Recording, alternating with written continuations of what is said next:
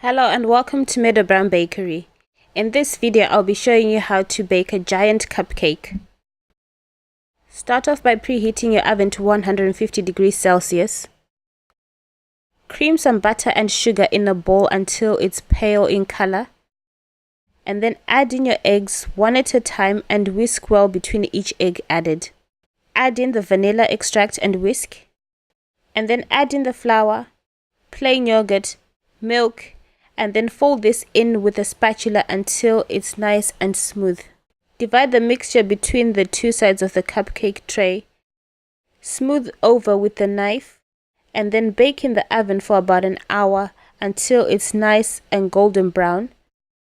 And then put a cooling rack on top of your cupcake tray and then flip your cake over to release the cake and leave this on a cooling rack to cool completely before decorating. And that's it. Thanks for watching and see you again soon. For more videos like this, visit my website www.meadowbakery.com. Please like and subscribe to my channel.